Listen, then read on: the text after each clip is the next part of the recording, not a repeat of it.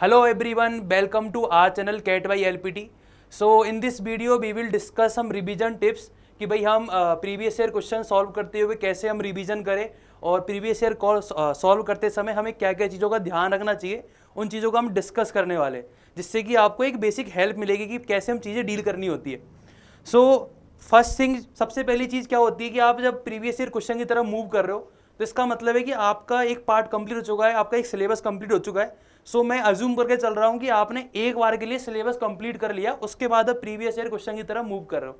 ठीक है, सो अगर आपका प्रीवियस ईयर क्वेश्चन कंप्लीट हो जाते हैं, उसके बाद हम क्या क्या स्टेप फॉलो करेंगे वो हमारे लिए इंपॉर्टेंट है। अब हम बात करेंगे, इससे पहले ये जानना जरूरी है कि भाई रिवीजन की नीड क्यों होती है। रिवीजन एक ह्यूमन टेंडेंसी है कि भाई आप अगर किसी भी चीज़ को अगर आप रेगुलरली यूज़ नहीं करते हो या रेगुलरली आप उस पर अप्लाई नहीं करते हो तो वो दिमाग से गायब होने लग जाती है। हम चीज़ों को भूलने लग जाते हैं, हम फॉर्मूले भूल जाते हैं, हम शॉर्टकट्स भूल जाते हैं। वोकैब के रेस्पेक्ट बात करें तो हम वोकैब भी भूल जाते हैं। तो बेसिकली हमें रिवीजन की नीड होती है जिससे कि चीज़ें दिमाग में है। अगर हम उसको रिवीजन नहीं करेंगे तो ये होता है कि हाई प्रेशर जब भी कोई कंपटीशन एग्जाम होता है तो वो चीज़ें रिकॉल नहीं करती है, आपका दिमाग काम ही नहीं करेगा बड़ी। तो आपको डर भी लगता है, घबराहट भी होने लगती है अगर आपने जो चीज़ एक बार पढ़ी है और फिर वो आप नहीं कर पाओ तो फिर बुरा भी लगता है। तो बेसिकली हमें रिवीजन की इसलिए नीड होती है कि हम उस चीज़ से फ्लो में रहे, हमारा दिमाग हमको जल्दी चीज़ें आसानी से रिकॉल हो जाए। ठीक है, सो हम स्टार्ट करते हैं बेसिकली कि आपने एक बार थ्योरी कंप्लीट कर ली, सो हम कैसे प्रीवियस ईयर क्वेश्चन को डील करेंगे।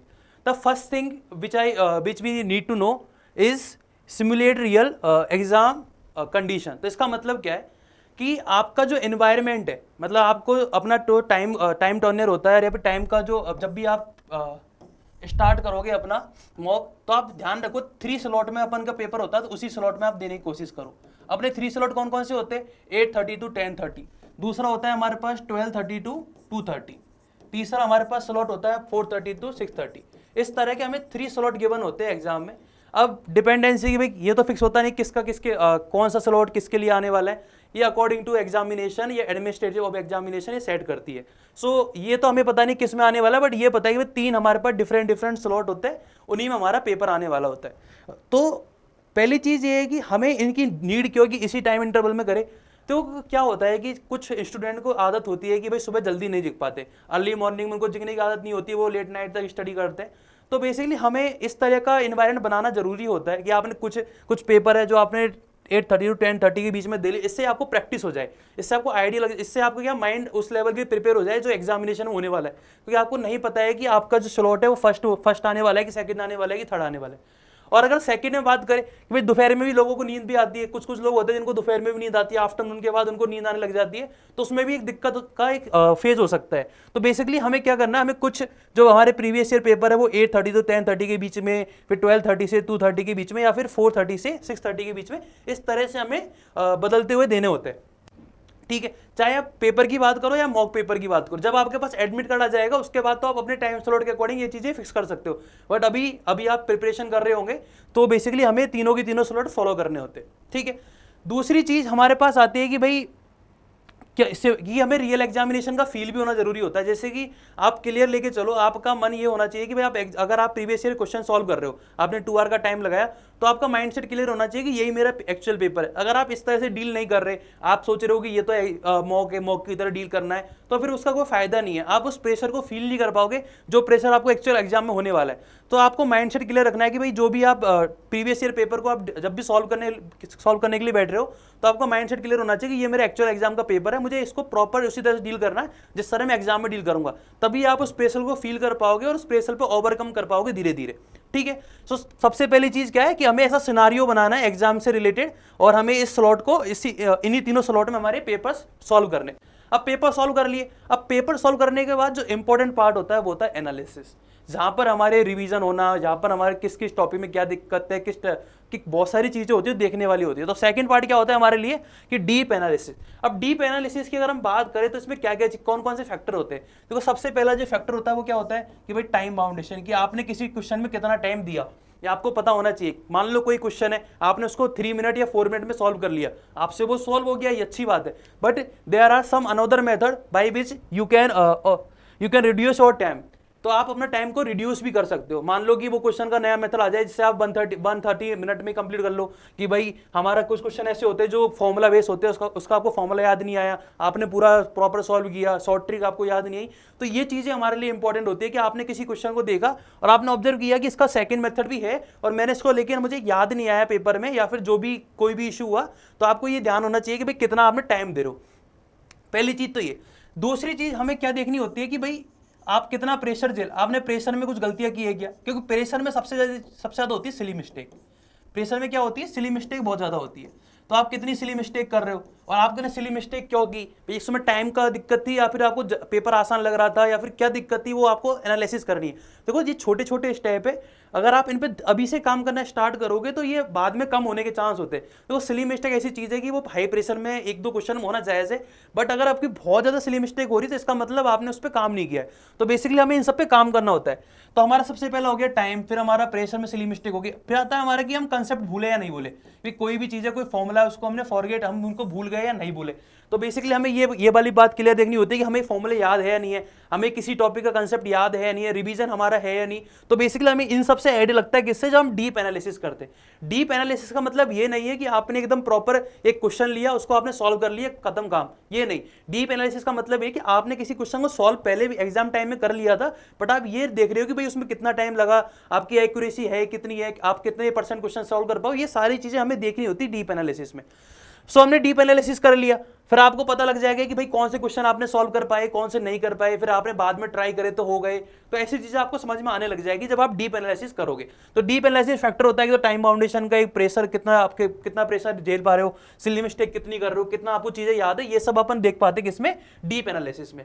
अब डीप एनालिसिस हमने कर लिया, उसके बाद आता है कि भाई जब हमने सारे क्वेश्चन देखे तो हमें समझ में आएगा कुछ कुछ टॉपिक ऐसे होते हैं जिनमें हमें दिक्कत स्टार्ट होती है। जैसे क्वांट में मान लो हमारे पास टॉपिक, हम क्या करेंगे, फिर हम देखो क्वांट में, एलआर में, वर्बल में, इन सब में हमें हमारे टॉपिक छाट लेंगे कि मान लो मेरा क्वांट में टाइम एंड वर्क वाला टॉपिक था, इसमें क्वेश्चन गलत हुए, या रेगुलर बेस पे आपके गलत हो रहे हैं, पीएनसी मान लो उसमें कुछ गलत हो रहे हैं, या फिर किसी का क्वालिटी में हो रहा हो। तो इस तरह की कुछ बहुत सारे टॉपिक हो सकते हैं आपके मेजर टॉपिक में ऐसी दिक्कतें हो रही हो, तो इन पे कैसे ओवरकम करेंगे। देखो सबसे पहले टाइम एंड वर्क में आता है। तो बेसिकली ऐसा सोचो कि बहुत सारे फैक्टर, हम एक एक फैक्टर डिस्कस करते हैं।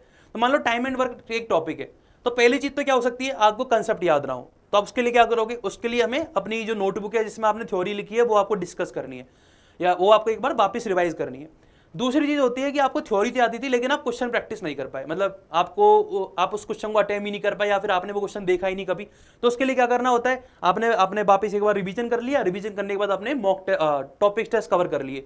सो टॉपिक टेस्ट में आपने कवर कर लिए, फिर आता है कि भाई हमें बेसिक क्वेश्चन तो मैं टाइम एंड वर्क कंप्लीट कर पा रहा था, लेकिन जो अच्छे लेवल के क्वेश्चन है, जो हायर लेवल के क्वेश्चन है, टफ क्वेश्चन जिन्हें हम बोलते हैं, वो आप अटेम्प्ट नहीं कर पाए, या फिर उनमें आपको टाइम ज़्यादा लग रहा था। तो फिर आप क्या करोगे, जो हाई लेवल के मॉक होते हैं या हाई लेवल के जो टॉपिक टेस्ट होते हैं वो आपको देने होते हैं। तो एक कुछ स्टेप है जो हर टॉपिक में आपको कवर करने। सिमिलर बेस में अपन एलआर में देख सकते हैं। एलआर में देखो बेसिकली कोई सच ऐसा कोई टॉपिक नहीं होता है कि आप इस टॉपिक पे करोगे, लेकिन हमने कुछ डिफाइन कर रखे, जैसे कि मान लो गेम्स टूर्नामेंट हो गया, रीजनिंग बेस्ड डीआई हो गई, क्वांट बेस्ड रीजनिंग हो गया, ऐसे कुछ टॉपिक है, रूट एंड नेटवर्क वाले। तो उससे आपको आइडिया लग जाएगा कि भाई हाँ, एक बेसिक आइडिया लग जाता है कि भाई क्या चीज़ आपको समझ में नहीं आ रही। वर्बल में भी अगर हम बात करें, मान लो किसी को आरसी सही लग रही है, किसी को पैरा जंबल सही लग रहा है, किसी को पैरा फॉर्मेशन सही लग रहा है, तो इस तरह की चीजें आपको डिस्कस देखनी होती है कि भाई कौन कौन से पोर्शन आपके अच्छे चल रहे हैं और कौन कौन से नहीं चल रहे हैं, जिन पे आपको अच्छा लग रहा है कि भाई आपको समझ में आ रहा है कि इसमें टाइम ज्यादा लग रहा है, इसमें चीजें डील नहीं हो रही, तो उसमें आप अलग से प्रैक्टिस करो, किसकी हेल्प से, टॉपिक टेस्ट की हेल्प से। सो ये सब चीजें किससे कवर होगी, टॉपिक टेस्ट से। सो हमने क्या किया, सबसे पहले हमने अकॉर्डिंग टू टाइमिंग स्लॉट हमने पहले पेपर दिया, फिर हमने एनालिसिस किया कि हम क्या क्या गलतियां कर रहे थे। फिर हम क्या करते हैं, फिर हम देखते हैं कि टॉपिक वाइज चीज़ों को हमने डिस्कस किया। इससे फायदा क्या होगा, आपका रिवीजन हो जाएगा। आपको लग रहा है कि भाई मैंने मॉक दिया, मेरे को इस वाले टॉपिक में कंसेप्ट कवर नहीं हुए, तो आप क्या करोगे, आप अपनी कॉपी वापस खोलोगे, वहाँ पे रिवाइज करोगे, तो ऑटोमेटिक वो चीज़ें रिकॉल होना स्टार्ट हो जाती है। तो ये जो स्टेप है ये हमारा हो गया टॉपिक वाइज ब्रेकडाउन का। तो आपको समझ में आ गया कि कैसे हम तीन स्टेप कंप्लीट करें। अब नेक्स्ट स्टेप आता है जब आपके सारे टॉपिक कवर हो जाते हैं, फिर आप एक बार आप अगर पूरा एनालिसिस करोगे तो आपको समझ में आएगा कि 40 मिनट का हमारे पास टाइम है, तो हमें प्रॉपर एक मेंटेन रखना पड़ेगा 40, क्योंकि हमारे पास ऐसा तो टाइम है नहीं कि 120 मिनट ओवरऑल मिलते हैं, हमें सेक्शन वाइज 40 मिनट मिलते हैं, तो हमें सेक्शन वाइज भी प्रैक्टिस करना इंपॉर्टेंट होता है। अब सेक्शन वाइज प्रैक्टिस कैसे करेंगे, तो आप अपने टॉपिक डिसाइड करोगे, मान लो क्वांट में हो गया, एलआर में हो गया, या फिर वर्बल में हो गया। आप अपने टॉपिक वाइज देखो कि हाँ मुझे अर्थमेटिक के क्वेश्चन 3-4 क्वेश्चन बेसिक बेसिक में कर पाता हूँ, आपने यहाँ चूज कर लिया कि भाई कि हर पेपर में कोशिश करूंगा कि अर्थमेटिक के 3-4 क्वेश्चन आसान आसान कर पाए। फिर आप मान लो अलजेब्रा के कुछ टॉपिक आप अच्छे से कर पा रहे हो, सिमिलरली ज्योमेट्री के या नंबर सिस्टम के कुछ टॉपिक आप अच्छे से कवर कर रहे हो। तो इस बेसिकली क्या कर रहे हो, आप एक माइंडसेट बना रहे हो कि आपको बेसिकली पेपर में करना क्या है। ऐसा होना जरूरी नहीं है कि हर बार आपको 3-4 क्वेश्चन मिल जाए, बट एक प्रॉपर एक आइडिया होना चाहिए कि अगर मुझे ये क्वेश्चन आसान आसान ये मुझसे क्वेश्चन बन पाते हैं तो मैं इन टॉपिक पे ज्यादा फोकस करूंगा। तो इस तरह से आप क्या करोगे, सेक्शनल टेस्ट दोगे इन चीजों का यूज करते हुए कि भाई आपने 3-4 क्वेश्चन अर्थमेटिक के कर लिए उसमें, तो इस तरह से आपका क्या होगा, एक आइडिया लग जाएगा कि बेसिकली आपको कौन सा टॉपिक स्ट्रॉन्ग है। तो इस तरह से हम ये वाली स्ट्रेटजी किसमें बना सकते हैं, सेक्शनल टेस्ट बना सकते हैं। एलआर में अगर बात करें, एलआर में ऐसे बहुत सारे टॉपिक होते हैं जिसमें कि आपको आसान लगे चीजें, कि किसी को गेम्स टूर्नामेंट आसान लगता है, किसी को रूट एंड नेटवर्क आसान लगता है, किसी को प्रॉपर एलआर पजल आसान लगती है। तो जैसे जैसे आप क्वेश्चन सॉल्व करते जाओगे वो आसान होती जाती है, आपके दिमाग में क्लिक करती जाती है कि चीजें बन रही है धीरे धीरे। सेम अप्रोच आप बर्बल में फॉलो कर सकते हो कि बर्बल में आपको 2 आरसी करनी है या फिर 3 आपको पैरा जंबल पहला अटेम्प्ट करने हैं, या फिर आपको बर्बल वाला पार्ट जो होता है पैरा जंबल पैरा फॉर्मेशन और टीटा वाले जो क्वेश्चन होते हैं पैरा समरी होती है, ये सारे क्वेश्चन में से आपको कौन सा पहले अटेम्प्ट करना है, ये स्ट्रेटजी आप किससे बना सकते हो, सेक्शनल टेस्ट की हेल्प से बना सकते हो।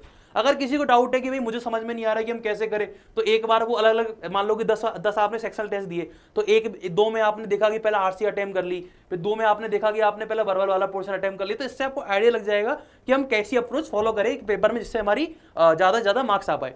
तो इस तरीके में स्ट्रेटजी बनानी है किसके लिए, सेक्शनल टेस्ट के लिए। अब नेक्स्ट चीज जो आती है, जो वो सबसे टफेस्ट पार्ट जो होता है हमारे पास, वो होता है एलआर का।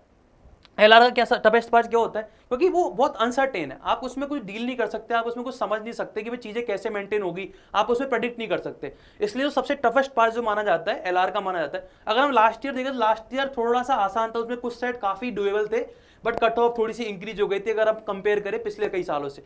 सो अगर हम एलआर के पर्सपेक्टिव में बात करें तो आप ध्यान रखो, देखो सिंपल सा लॉजिक है, आप इस चीज को समझो। अगर आपने 2017, हमारे पास पेपर अवेलेबल होते हैं 2017 से 2024 तक हमारे पास पेपर अवेलेबल, तो अप्रोक्सीमेट 8 ईयर के हमारे पास पेपर अवेलेबल है।